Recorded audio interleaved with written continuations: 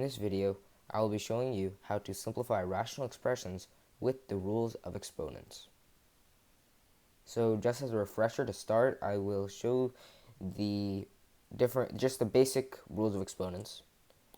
Nothing too much. So the first thing here is if there is, an example would be if there's dividing, it would be subtraction. So if you have x to the power of 5 over x to the power of 3, this is equal to subtraction. So now you would have x to the power of 5 minus 3. So this would go up here and become subtraction. So then you would get equals x to the power of 2. And then you have addition. So if it is x to the power of, let's just use 5 times x to the power of 3, that means you would get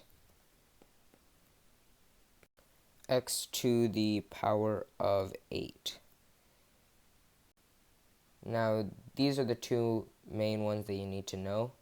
So there's subtraction and there's addition when you divide and you multiply. And those are the two main ones that you'll be needing for these two problems. Now, let's look at the first problem. We have 18x to the power of 7 divided by 9x to the power of 2. Now, let's just set this up as, let's set it up like parts. So our first, let's split it up.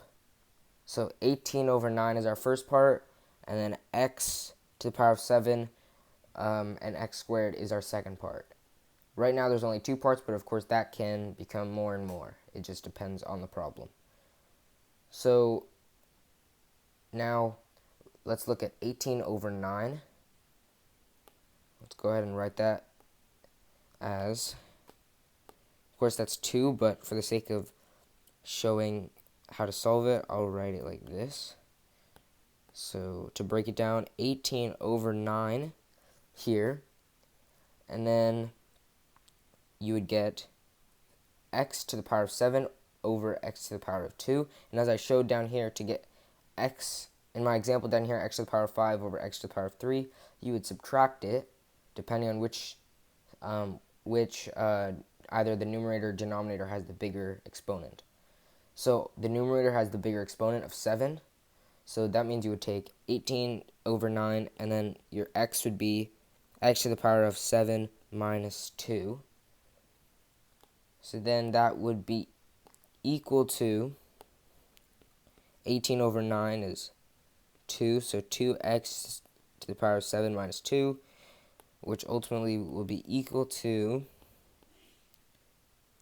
2x to the power of 5. That is the simplified answer. Now let's look at our second problem. The second problem is a little bit more tricky. Here we have 5x to the power of 3, y to the power of 4 over 15x to the power of 9 and y to the power of 2. Now, as we did in the last problem, let's split it up. So the coefficients match up, the x's match up, and the y's match up. This can be rearranged, but you got to make sure that when you break it off, the x's line up and the y's line up. So now let's take it step by step, as we did in the last problem. We'll do 5 over 15, and then we have x. So on the numerator, we have x to the power of 3. On the denominator, we have x to the power of 9. So the denominator has the bigger exponent. So that means we would bring the numerator down to the denominator. So we would get x to the power of, extend this. So that means we would get x to the power of 9 minus 3 on the denominator, and then that would be our x. And then our y, our bigger number here is here on the numerator, so we bring our denominator up to our numerator. So that means our y would be y to the power of 4 minus 2. Now let's simplify the respective parts. So let's take the coefficients. We have is equal to 5 over 15 is 1 over 3. So 1 over 3 y to the power of 4 minus 2, and then x to the power of 9 over 3, 9 minus 3. And this will finally be equal to y squared over 3x to the power of 6. So this will be the final solution.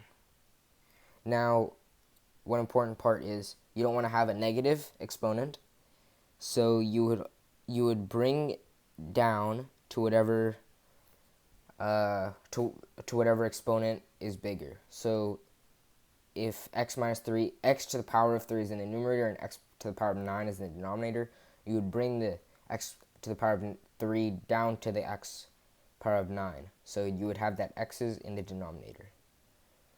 So thank you for watching this video. Be sure to like and subscribe and watch our future videos.